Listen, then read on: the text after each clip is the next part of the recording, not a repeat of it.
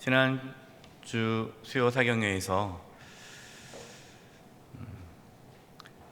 예루살렘 공회에 대한 말씀을 나눴습니다. 예루살렘 공회에서 나왔던 내용은 이방인들에게 할례를 받도록 요구하지 말자. 그러면서 이제 이방인들이 지켜야 할 네 가지만 지키도록 하자.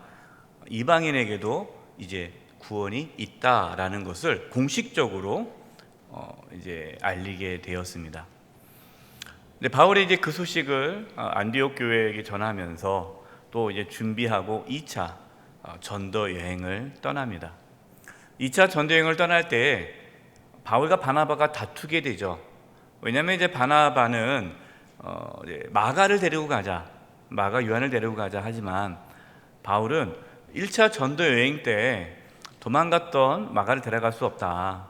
그것 때문에 이제 다투어서 바나바는 마가를 데리고 전도 여행을 떠나고 바울은 실라를 데리고 2차 전도 여행을 떠납니다. 이제 그 이후에 사도행전에는 그 이후에는 바나바가 어떻게 사역을 했는지 나오지는 않습니다.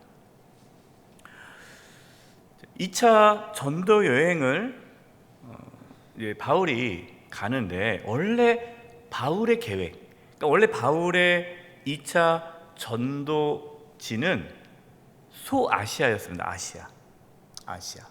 성경에 사도행전 16장 5절에 보면 성령이 아시아에서 말씀을 전하지 못하게 하시거늘 라는 말씀이 나오거든요. 여러분 여기서 아시아, 성령께서 아시아에서 말씀을 전하지 못하게 한다. 이게 아시아 그러니까 어떤 분들은 이때 성령께서 막지 않으셨으면 우리 대한민국에 복음이 일찍 들어왔을 텐데, 여러분 여기서 말하는 아시아는 우리 대한민국을 말하는 것이 아니라 소아시아, 그러니까 지금의 터키 지역에 있는 에베소 지역을 말하는 거예요. 소아시아. 거기를 바울은 원래 계획을 했어요. 그러나 성령께서 막으셨습니다. 그래서 두 번째로 계획했던 곳이 이제 윗부분 비두니아라는 쪽인데요. 이 비두니아는 아시아, 소아시아 그 위쪽 부분이에요. 그러니까 바울의 원래 계획은 유럽은 생각이 없었어요. 유럽. 그러니까 이 마게도냐, 오늘 말씀의 제목이 마게도냐 성교 아닙니까? 이 마게도냐는 유럽이에요. 유럽. 그래서 바울은 유럽을 생각을 안 했는데 그 윗지방을 생각을 했는데 하나님께서도 막으셔서 이제 마게도냐로 하나님께서 이끄십니다. 그래서 전혀 생각하지 않았던 마게도냐로 이제 선교의 문이 열리게 되는 것. 이것이 오늘 말씀입니다. 오늘 말씀을 통해서 성령 하나님께서 어떻게 선교를 이끌어 가시고 또 어떻게 교회가 세워지고 또 어떻게 하나님의 나라가 이루어지는지 이 부분에 대해서 오늘 말씀을 통해 나누려고 합니다. 오늘 본문에 총 세 부류의 사람이 나오죠. 하나는 자색 옷감 장사 루디아, 그 다음에 귀신 들린 여종, 그리고 감옥을 지키는 간수. 이게 세 사람이 구원을 받는 그러한 과정이 나옵니다. 첫 번째입니다. 옷감 장수 루디아가 복음의 마음을 열었습니다. 1번, 바울은 어떻게 성령님의 인도를 받았습니까? 사도행전 16장 7절 보겠습니다. 무시의 앞에 이르러 비두니아, 이 비두니아가 바로 이 위쪽이에요. 소아시아 위쪽. 그걸로 가고자 뭐하되? 애쓰되. 예수의 영이 성령이죠. 성령님께서 허락하지 아니하시는지라. 여러분 우리가 성령님의 인도함을 받는 삶을 사는 데는요, 그냥 가만히 있으면 안 돼요. 어떤 분들은 말씀할 때까지 그냥 가만히 있겠다는데, 여러분 우리가 성령님의 인도를 100% 알고 움직이지 못하지 않습니까? 여러분 마음에 감동이 있으면 움직이는 거예요. 애쓰는 거예요. 그래서 여러분 중요한 것이요, 애쓰는 삶이 중요해요. 바울은 애썼다라는 거예요. 좀만 노력하고 아예 안 되나 보다 한 건 아니라 거기를 가려고 애썼어요. 저도 선교에 대한 하나님께서 마음을 주셔서 비전을 주셔서 선교사가 되려고 애썼어요. 정말 애썼어요. 근데 안 되는 거예요. 막으시는 거예요. 애쓰지 않고 그냥 가만히 있으면은 성령이 인도할 수가 없습니다. 그래서 여러분 먼저 애쓸 수 있기를 바랍니다. 열심히 사셔야 돼요. 그냥 뭐 어떻게 되겠지, 절대 그렇지 않아요. 여러분 계획을 세우고 열심히 움직이세요. 그러면 하나님께서 아니다 싶으면은 막으세요. 그래서 애쓰되 허락하지 않았습니다. 9절 보세요. 밤에 환상이 바울에게 보이니 마게도냐 사람 하나가 서서 그에게 청하 이르되 마게도냐로 건너서 우리를 도우라 하거늘. 10절 바울이 그 환상을 보았을 때 우리가 곧 마게도냐로 떠나기를 뭐하니? 힘쓰니. 여기도 힘썼어요. 아니 성령께서 마게도냐로 가라 그러면은 쉽게 마게도냐로 갈 줄 알았는데 마게도냐로 가는 것도 바울과 그 일행은 힘썼다라는 거예요. 여러분 우리가 성령의 인도함을 따라 살아가는 삶이 편안한 길이 아닙니다. 애쓰고 힘든 길이에요. 성령의 인도함이 있다가 해가지고 뭐 그냥 쉽게 가는 건 아니에요. 애써야 돼요. 힘쓰니 이는 하나님이 저 사람들에게 복음을 전하라고 우리를 부르신 줄로 인정함이라. 여러분 우리가 어떤 일을 할 때 하나님께서 우리에게 어떤 감동을 주셨다. 그럼 그걸 움직이시는 거예요. 근데 그게 잘 안 된다. 그럼 하나님께서 또 다른 길을 또 예비해 놓으십니다. 그래서 우리는 그때 열어놔야 돼요. 제가 뭐 선교사가 되겠다 뭐 했기 때문에 뭐 선교사 되려고 막 노력을 했는데 막힌단 말이에요. 그래도 끝까지 선교 그러면 안 되잖아요. 하나님께서 막으셨으면 내가 생각하지 않았던 또 다른 길을 하나님께서 열어줄 수 있겠다라는 여러분 그 열린 생각이 중요해요. 참 답답한데 어떤 분들은요 그냥 고지식해요. 그냥 자기 생각대로만 움직여요. 그러니까 자기가 생각한 거 이외에는 아무것도 안 해요. 성령 인도를 받을 수 없는 거예요. 여러분 마게도냐는요 전혀 생각하지 않았어요 바울이. 그러나 성령께서 인도하시니까 전혀 생각하지 않았던 마게도냐로 가게 된 거예요. 지금 마게도냐가 지금의 그리스입니다. 그리스, 유럽이에요. 두 번째, 바울과 일행은 성령님의 인도하심에 따라 그 마게도냐에 들어가 첫 번째 성이 빌립보입니다. 빌립보 성에 들어갔는데 어떠한 일이 일어났습니까? 12절 13절 보겠습니다. 본문 거기서 빌립보에 이르니 마게도냐 지방의 첫 성이요. 이 첫 성이라는 것이 가장 첫 번째 되는 성, 이게 순서적인 성일 수도 있겠지만 대표적인 성이었어요. 그래서 이 빌립보가 이 마게도냐에서는 아주 중요한 도시였고 로마 시민권을 받는 도시였습니다.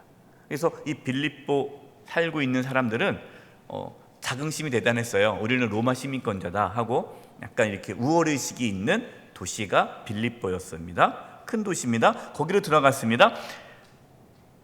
첫 성이요 또 로마의 식민지라. 이 성에서 수의를 유하다가, 여러분 12절에 수의를 유했다라는 거예요. 저는 이 말씀을 묵상하는데요, 여기서 저는 은혜를 받았어요. 무슨 은혜를 받았냐? 베드로가 성령의 충만함을 받고 밖에 나가서 예수님을 전하자 하루아침에 몇 명이 예수 믿었습니까? 3,000명이 예수 믿고 세례를 받았어요. 3,000명이. 엄청난 역사 아닙니까? 근데 지금 바울을 원래 계획은 아시아로 가려는데 그것도 막으시고, 또 비두니아로 가려고 그것도 막으시고, 마게도냐로 환상 가운데 보여주면서 우리를 와서 도우라 해서 갔으면 뭐 대단하게 역사가 나타나지 않겠어요? 뭐 가자마자 빌립보 성에 가서 예수님을 외치자, 그냥 빌립보 사는 사람들이 그냥 수만 명이 예수 믿고 회개하고 영적 부흥이 일어나는, 뭐 그걸 기대해야 되지 않겠습니까? 그런데 수의를 유하다가 수일 동안 아무 일도 없었다라는 거예요. 여러분, 우리가 하나님의 일을 할 때요, 뭔가 내가 이거 하나님의 뜻이다 하고 그 일을 했을 때 뭐 폭발적으로 뭔가 엄청나게 하나님의 역사가 나타날 것을 너무 기대하지 않으셔도 돼요. 우리가 너무나 이렇게 드라마틱한 것만 많이 보셔가지고, 지금 보세요. 이 바울 일행에게는 아무 일도 일어나지 않았어요. 수일 동안 그냥 거기 있는 거예요. 여러분, 선교사님들이 선교지에 가자마자 뭐 엄청나게 역사를 할 거라고 여러분 그렇게 생각하면 안 돼요. 그냥 거기 지내는 거예요. 사는 거예요. 수일 동안 있는 거예요. 거기 있으면서 13절 보세요. 안식일에 우리가 기도할 곳이 있을까 하여 문 밖 강가에 나가 거기서 앉아 모인 여자들에게 말하는데, 여러분, 보통 이 안식일에 유대인들은 어디서 모입니까? 회당에 모여요. 회당. 그런데 이 빌립보 성 안에는 회당이 있을까요? 없을까요? 회당이 없는 거예요. 그럼 회당은 어떻게 세워지느냐? 유대인 남성 10명 이상이 있으면 회당이 세워집니다. 그러니까 지금 빌립보 이 도시 안에, 이 성 안에는 유대인 남성 10명이 없다는 얘기예요. 그러니까 다 이방인들만 있는 거예요. 유대인이 없는 거예요. 그러니까 바울과 그 일행이 회당이 없으니까 가서 기도할 것도 없고 복음을 전할 것도 없어요. 맨 먼저 그 지역에 있는 유대인들에게 복음을 전했거든요. 근데 없는 거예요. 그러니까 이제 그 다음에 가는 곳이 강가예요. 강가. 그 당시에 회당이 없는데 유대인들 아니면 유대교 아니면 하나님을 섬기는 이방인들이 모여서 기도했던 곳이 강가입니다. 왜냐하면 당시에 이 로마의 지배를 받고 있기 때문에 이 로마가 인정하는 신들가 아닌 이방 신을 섬기는 것이 여러 가지로 좋지 않기 때문에 좀 도시를 벗어난 강가에서 경건한 하나님을 섬기는 자들이 모여서 기도를 했다라는 기록이 있어요. 그래서 바울과 그 일행은 하나님을 찾는 경건한 자들 혹시나 있을까 해서 강가로, 또 본인들이 기도하기 위해 강가로 나아간 겁니다. 근데 거기 보니까 사람이 있었다라는 거죠.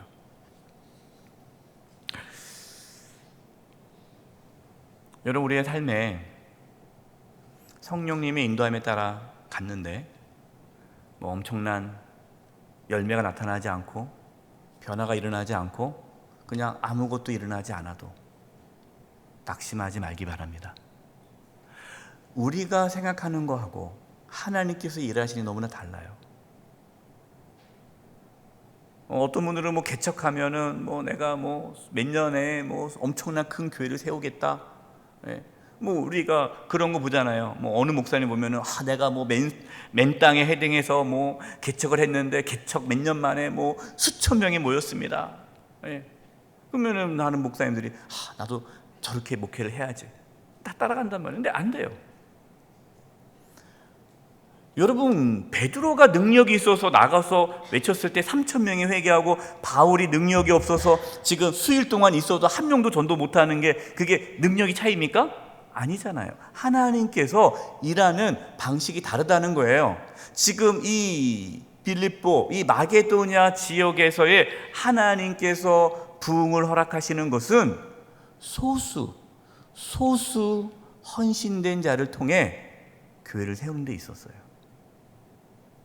여러분, 우리가 너무 외형적인 곳에 우리의 관심이 있지 않기를 바랍니다. 저는 우리 영세교회가 물론 뭐 하나님께서 역사하시며 숫자적으로 뭐 부흥되겠죠. 그러나 정말 우리가 뭐 숫자적인 어떤 부흥을 목적이라고 그러면요, 우리 교회는 신도시로 가야 돼요. 신도시. 우리 주변에 몇몇 교회들이 다 뭐 교회 정리하고 신도시 가서 교회를 세우지 않았습니까? 교회 세우면 다 부흥해요. 숫자만 늘리려면. 근데 그건 의미가 없잖아요. 뭐 그렇다고 해서 뭐 여러분 또 그런 교회 가서 또 의미 없다 말하지 마세요. 또 그 교회대로 또 의미가 있는 거예요. 우리 교회는 우리 지역을 섬기는 교회고, 그래서 우리 교회는 숫자 거기에 목매지는 것이 아니라 우리 영세교회 성도 한 사람 한 사람을 그리스도인으로 바르게 세우고 참된 제자로 세워서 정말 이 지역에 영향력 있는 빛과 소금 역할을 감당하는 교회 사명하는 것이 우리 교회 비전이에요. 다 다르다는 거예요. 세 번째, 디모데후서 4장 2절 한번 읽어야겠네요. 4장 2절 제가 읽어보겠습니다. 프린트본에 있습니다. 시작. 너는 말씀을 전파하라. 때를 어떤지 못 얻든지 항상 심쓰라. 범사에 오래 참음과 가르침과 경책하며 경계하며 권하라. 너는 말씀을 전하라. 때를 뭐 하든지 얻든지 못 얻든지 관계없이 하라는 거예요. 여러분, 우리가 하나님의 사명을 감당하는 데 있어서 외형적으로 크게 나타나지 않아도 우리는 사명의 길을 걷는 거예요. 휘둘리지 마세요. 다른 사람과 비교하지 마세요. 여러분, 성공과 실패가 세상적인 눈으로는 있을 수 있어도요, 하나님 눈에 보시기에는요, 성공과 실패는 없어요. 나에게 주어진 하나님 주신 사명을 최선을 다해 살아가는 것이 여러분, 그게 성공이에요. 절대로 다른 사람과 비교하지 마세요. 세 번째, 하나님께서는 누구를 예비하셨습니까? 14절 보겠습니다. 두아디라시에 있는 자색 옷감 장사로서 하나님을 섬기는 루디아라 한 여자가 말을 듣고 있을 때, 이제 바울이 그 강가에 기도하고 있는 하나님을 섬기는 자들에게 복음을 전했는데 나머지는 다 안 들어요. 한 여성만 들어요. 그 여성이 자색 옷감 장사 루디아예요. 주께서 그 무엇을 열어? 마음을 열어 바울의 말을 따르게 하신지라. 말씀을 들을 때 그 마음을 열어주신 분이 하나님이세요. 하나님께서 루디아의 마음을 열어주셨어요. 근데 루디아는 어떤 여인입니까? 자색 옷감 장사. 이 자색 옷감은 당시에 왕이나 귀족이 입는 옷감이에요. 여기서 비싼 옷감을 판매하는 장사하는 사업가예요. 그래서 이 루디아 여성은요, 또 이 지역, 두아디아라는 시에는요, 이 상업이 왕성했던 시고, 또 이 당시에 여성 CEO들이 있었어요. 그러니까 이 루디아는 당대에 아주 부유한 여성 사업가예요. 하나님께서 돈 많은 사업가를 붙여주신 거예요. 뭐 하기 위해? 선교하기 위해 동역자를 붙여주신 거예요. 15절입니다. 그와 그 집이 다 세례를 받고 우리에게 청하여 이르되 만일 나를 주 믿는 자로 알거든 내 집에 들어와 유하라 하고 강건하여 머물게 하니라. 빌립보 교회가 어디서부터 시작되었습니까? 이 루디아 집에서 교회가 시작이 되었어요. 부자였기 때문에 집이 컸거든요. 그래서 그 집에 많은 사람들이 모아서 예배 드릴 수 있는 장소가 되었습니다. 하나님께서는요, 베드로를 통해서 수천 명을 전도하는 방법을 쓰지 않으시고, 이 마게도냐는 아주 하나님의 부르신 소수, 이 루디아라는 여인과 그 가정을 통해 교회를 시작합니다. 루디아는 끝까지 바울의 동역자로서 함께하죠. 여러분, 복음을 전하는 데 있어서 이렇게 바울만 있어서는 안 되잖아요. 함께 동역할 동역자들이 필요한 거예요. 그래서 이렇게 하나님의 나라가 확장되는 거죠.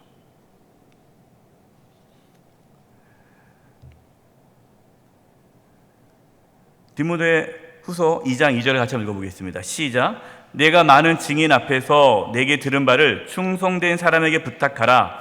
그들이 또 다른 사람들을 가르칠 수 있으리라.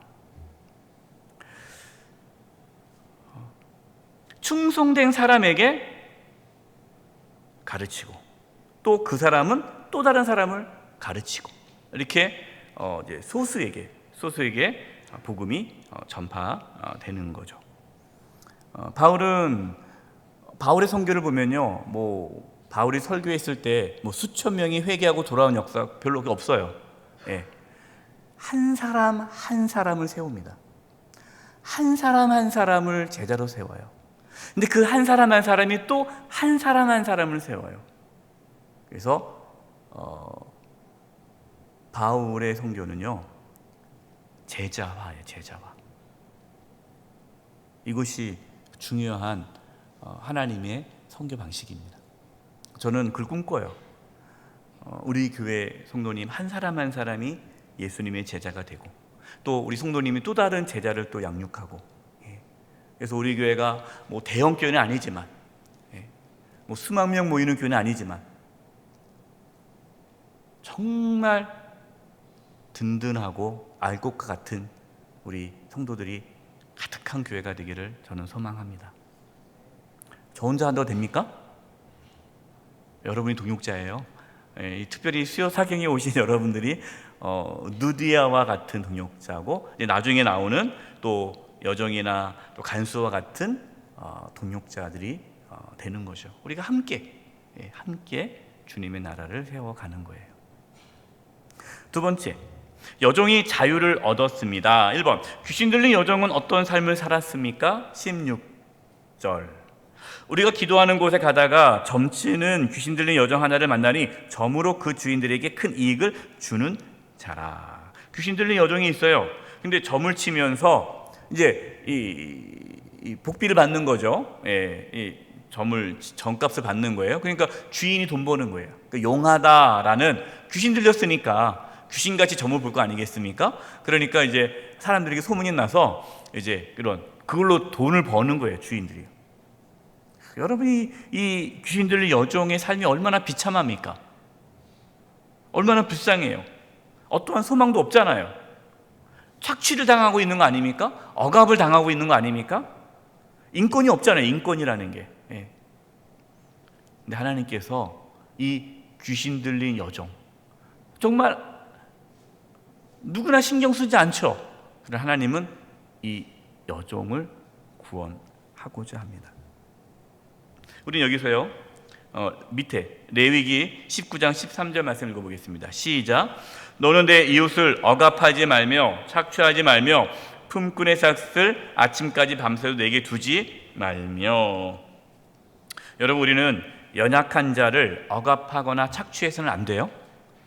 사회가 어떠한 억압과 착취가 있으면 우리는 그 억압과 착취를 받고 있는 자들이 자유케 될 수 있도록 우리는 그 일에 힘써야 됩니다. 그래서 우리 예수 믿는 사람들은 인권 운동을 해야 돼요. 자유를 우리는 외쳐야 되고, 정말 인간답게 살아갈 수 있도록. 우리가 왜 북녘 땅을 위해서 기도합니까? 북녘 땅 가운데 인권이 없으니까. 정말 북한 주민들이 인간답게 살아갈 수 있도록 우리가 기도하는 거예요. 그뿐만 아니라 요즘에 최근에도 그런 뉴스 매스컴이 나오지 않습니까? 아동 학대. 이 아이가 그냥 매 맞아가고 학대받을 그런 것은 요즘에 나오지 않습니까? 요즘에 그렇게 사각지대에 있는 아이들이 또 있어요. 그래서 우리는 늘 우리 주변에 이렇게 학대받거나 억압과 착취당하는 자들이 없는지 돌아보고 그들을 위해 우리는 우리의 모든 것을 또 함께 나누는 것이 필요합니다. 두 번째, 바울은 귀신 들린 여종을 어떻게 하였습니까? 17절 18절, 그가 바울과 우리를 따라와 소리질러 이르되 이 사람들은 지극히 높은 하나님의 종으로서 구원의 길을 너희에게 전하는 자라 하며, 18절, 이같이 여러 날을 하는지라 바울이 심히 괴로워하여 돌이켜 그 귀신에게 이르되 예수 그리스도의 이름으로 내가 내게 명하노니 그에게 나오라 하니 귀신이 즉시 나오니라. 계속 복음을 전하는데 방해하는 거예요. 그래서 이제 예수님의 이름으로 귀신을 쫓아냈습니다. 여러분, 예수님의 이름으로 귀신이 나갔다라는 것은 뭘 의미합니까? 여기 프린트물 마태복음 12장 28절 우리 같이 한번 읽어보겠습니다. 시작. 그러나 내가 하나님의 성령을 힘입어 귀신을 쫓아내는 것이면 하나님의 나라가 이미 너희에게 임하였느니라. 아멘. 하나님의 나라가 어디 이루어졌다라는 거예요? 빌립보 도시, 빌립보 성에 하나님의 나라가 임했다라는 것이 나타난 거죠. 여러분, 이 마게도냐 지역, 이 마게도냐, 그 당시의 마게도냐 지역은 이방인들이 사는잖아요. 로마 우상 숭배, 그러니까 로마의 신들을 섬기는 우상 숭배가 가득한 땅이에요. 그러나 하나님께서는 우상이 가득한 땅에 귀신을 내쫓고 하나님의 나라를 세우겠다라고 선포하는 사건입니다. 예수님의 이름으로 이 귀신 들린 여인은 자유케 되었어요. 성경에 나오진 않아요. 성경에 나오지 않은데 추측할 수 있어요. 이 여종은 어떻게 되었을까요? 주인이 이 여종을 데리고 있을까요? 데리고 있을 필요가 없잖아요. 점을 못 치잖아요. 그러니까 자신에게 손해가 오니까. 세 번째, 귀신을 쫓아낸 바울과 일행은 어떤 일을 당했습니까? 20절이에요. 상관들 앞에 데리고 가서 말하되 이 사람들이 유대인인데 우리 성을 심히 요란하게 하여, 이 지금 여종, 귀신 들린 여종의 주인이 뭐라고 말을 해요? 우리의 성을 심히 요란하게 한다. 사실은 그렇지가 않잖아요. 근데 왜 이렇게 되는 거예요? 자기 여종이 귀신이 떠나가니까, 점을 못 치니까 자신들에게 이제는 돈벌이가 되지 않아요. 그러니까 화가 나가지고 이제 모함을 해서 죽이려고 하는 거예요. 21절, 로마 사람이 우리가 받지도 못하고 행하지도 못할 풍속을 전한다 하거늘 무리가 일찍 일어나 고발하니 상관들이 옷을 찢고 벗기고 매로 치라 하여 많이 친 후에 옥에 가두고 간수에게 명하여 든든히 지키라 하니, 그가 이러한 명령을 받아 그들을 깊은 옥에 가두고 그 발에 착고에 든든히 채웠더니, 이 귀신 들린 여종은 아마도 분명하기는 쫓겨났을 거예요. 필요 없으니까. 그래서 이 여인은 같이 그 빌립보 교회에 함께 멤버가 되지 않았을까라고 추측을 합니다. 하나님은 돈 많은 사업가만 예수 믿고 구원받아서 교회 일을 하게 하지 않으세요. 이런 분들이 계세요. 목사님, 저는요 교회에 별로 도움도 안 돼요. 왜요? 제가 몸이 건강하긴 하나요? 제가 돈을 버나요? 뭐 하나요? 헌금도 제대로 못하죠. 봉사도 못하죠. 저는 교회에 별로 유익이 안 돼요. 이렇게 말씀하시는 분들이 있어요. 여러분, 그것은 세상적인 관점으로 봤을 땐 그러는 거예요. 보세요. 하나님은 부유한 사업가를 동역자로 불러주시고, 또 그 당시에 아무런 힘도 없고 아무것도 아닌 귀신 들린 여종을 자유케 하고 그 여인을 또 동역자로 세우는 거예요. 여러분, 하나님의 일을 그렇게 세상적인 관점으로 판단하지 마시기 바랍니다. 하나님은 우리 한 사람 한 사람 다 불러주셨어요. 우리 한 사람 한 사람에게 사명이 있습니다. 다른 사람과 비교하지 말고 하나님께서 나에게 주신 사명을 따라 걸어가는 거예요.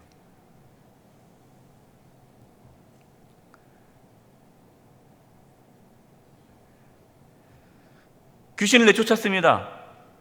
바울과 일행은 어떤 일을 당했어요? 매를 맞고 감옥에 들어갔어요. 여러분, 생각해 보세요.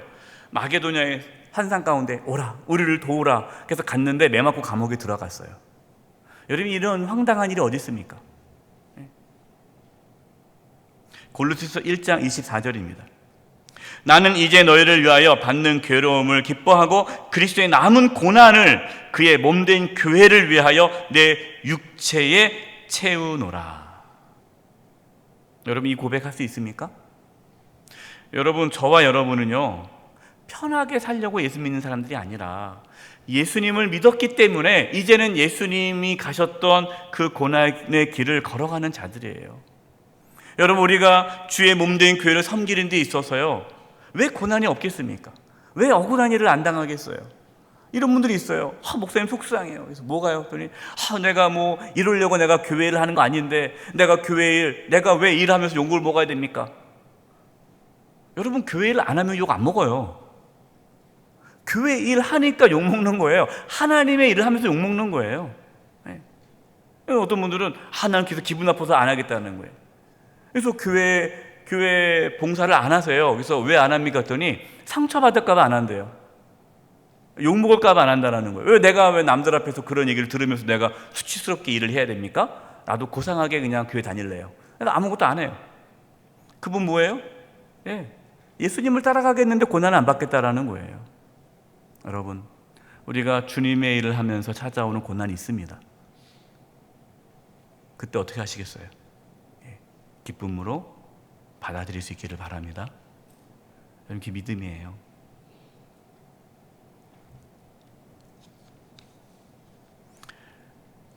세 번째, 간수가 희망을 되찾았습니다. 1번, 바울과 그 일행의 관심은 무엇입니까? 25절, 감옥에 들어갔어요. 한밤중에 바울과 실라가 기도하고 하나님을 찬송하며 죄수들이 듣더라. 여러분, 한밤중에 바울과 실라가 뭐 하고 있습니까? 기도하고 하나님을 찬송하고 있어요. 찬송하고 있어요. 아니, 이거 하나님께 찬송할 수가 없잖아요. 하나님께 원망하거나, 하나님, 내가 아시아로 가려고 했는데 왜 굳이 이 마게도냐로 나를 불러가지고 왜 이런 고생을 하십니까? 하나님, 어떻게 나한테 이럴 수가 있습니까? 내가 뭘 잘못했습니까? 따져야 되잖아요. 근데 따지지 않고 하나님을 찬양하고 있어요.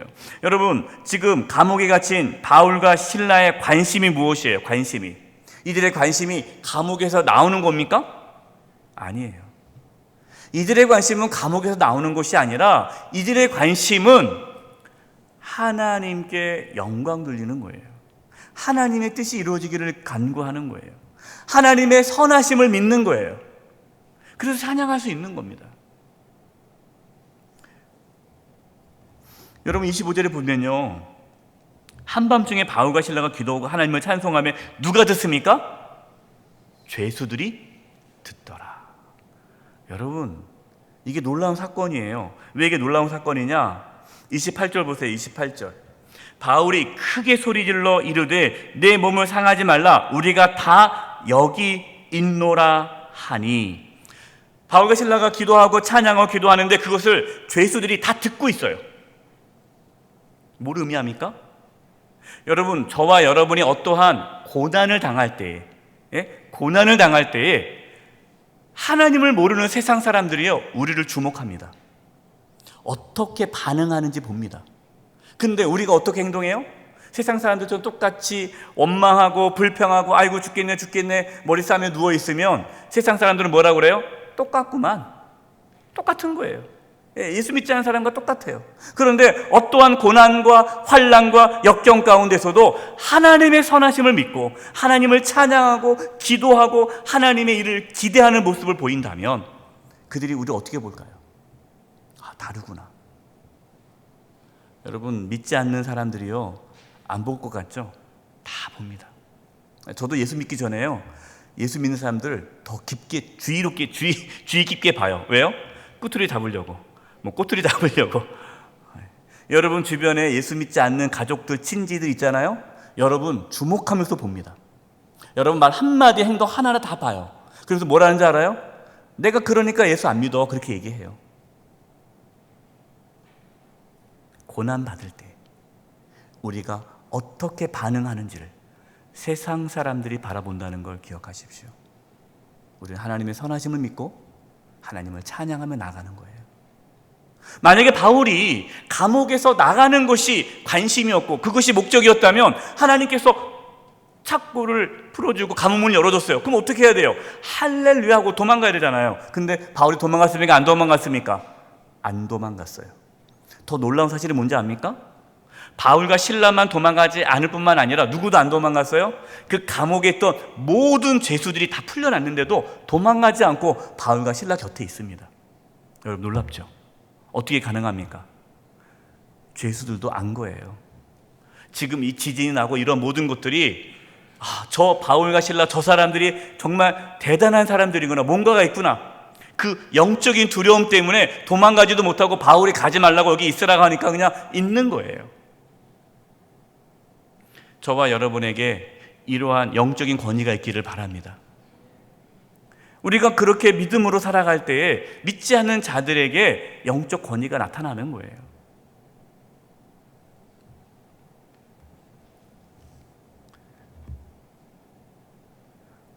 몸을 상하게 하지 말라. 이 간수가 죄수가 도망갔으니까 당시의 법에 의하면 죄수가 도망가면 그 감옥을 지키던 간수는 대신 그 목숨을 내놓아야 되거든요. 그러니까 어차피 다 도망갔으니까 자기는 죽어야 되니까 자결을 하려고 한 거죠. 그러니까 바울과 실라가 내 몸에 손을 대지 마라. 우리가 다 여기 있다. 두 번째, 간수는 무엇을 구하였습니까? 여러분 29절 30절 아주 중요한 질문이 나옵니다. 간수가 등불을 달라고 하며 뛰어들어가 무서워 떨며 바울과 실라 앞에 엎드렸어요. 당연히 엎드리겠죠. 예. 놀라운 사건 아닙니까? 그렇게 다 목문이 열렸는데 도망가지도 않았으니. 30절, 우리 30절 같이 한번 읽어보겠습니다. 중요한 질문이에요. 시작. 그들을 데리고 나아가 이르되 선생들이여 내가 어떻게 하여야 구원을 받으리까 하거늘.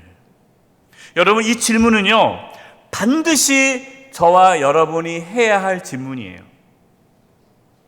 이러한 질문 없이 교회 다니시는 분들이 있어요.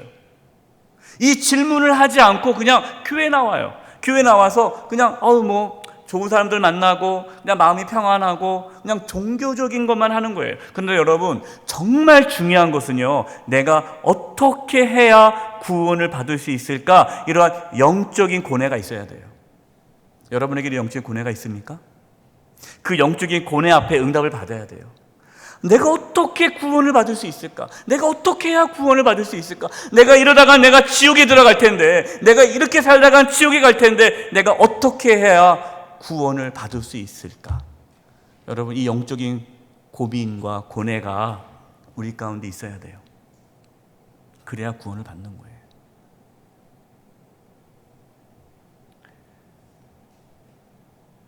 사도행전 2장 37절에도 이러한 고뇌가 있죠. 그들이 이 말을 듣고 베드로가 전한 말씀을 듣고 마음에 찔려 베드로와 사도들에게 물어 이르되 형제들아 우리가 어찌할꼬. 똑같은 반응이에요. 우리가 어떻게 해야 구원을 받을 수 있습니까? 베드로가 말씀을 전하자, 복음을 전하자 유대인들이 우리가 어떻게 해야 합니까? 그래서 예수 믿고 3,000명이 세례받은 거 아니겠어요? 그때 바울이 뭐라고 전합니까? 바울은 무엇을 전하였습니까? 31절 32절 우리 31절 같이 한번 읽어보겠습니다. 시작. 이르되 주 예수를 믿으라 그리하면 너와 내 집이 구원을 받으리라 하고. 주 예수를 믿으라. 예수님께서 나의 주님 되심을 믿으라. 예수님의 나의 구원자 되심을 믿으라. 예수님의 죽으심과 부활하심을 믿으라. 예수님이 죽으시고 부활하심으로 내가 죄사함 받고 하나님의 자녀가 됨을 믿으라. 주 예수를 믿으라. 그리하면 너와 내 집이 구원을 받으리라. 32절입니다. 주의 말씀을 그 사람과 그 집에 있는 모든 사람에게 전하더라. 주의 말씀을 전했다라는 거예요. 여러분 믿음은요 말씀을 들음으로 생겨요. 말씀을 들어야 돼요. 그래서 말씀을 듣고 믿음이 생겨서 구원에 이르는 믿음이 생겨서 이제 예수 믿고 세례를 받게 되죠. 4번 구원받은 간수와 가족은 어떻게 변했습니까? 33절 그 밤 그 시각에 간수가 그들을 데려다가 그 맞은 자리를 씻어주고 자기와 그 온 가족이 다 모한 후에 세례를 받은 후. 여러분 세례 받았다라는 것은요 엄청난 사건입니다. 이 사람은 로마 간수 아니에요. 그러면은 다른 종교를 섬긴다는 것은 믿는다는 것, 다른 신을 믿는다는 것은요 황제가 주가 아니라 예수님이 주가 된다는 것은 자기의 목숨을 내놓는 거예요. 근데 이제는 바뀐 거예요.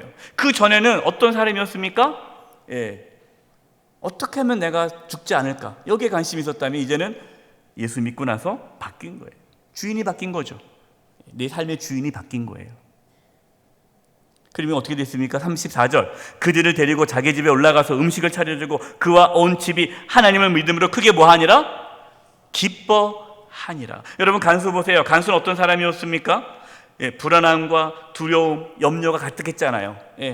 근데 이제는 어떻게 됐습니까? 기쁨이 가득했다는 거예요.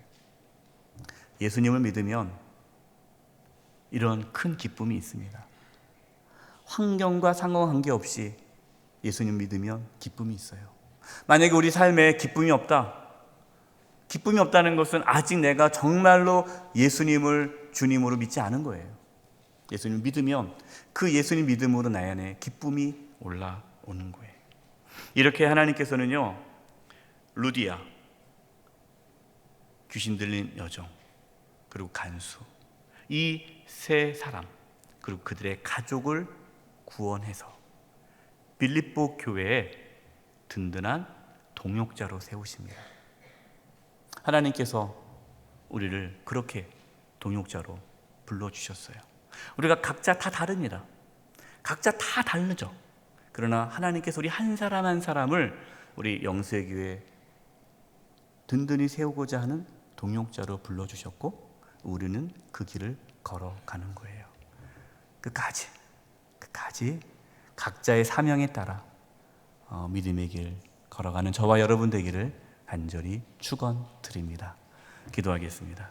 하나님 아버지, 저희들을 불러주시고 구원하여 주시고 자녀 삼아 주시고 우리 영수의 교회 공동체 안에 믿음의 동역자로서 함께 주의 몸된 교회를 섬길 수 있도록 인도해 주심을 감사합니다. 예수님의 이름으로 기도드립니다. 아멘.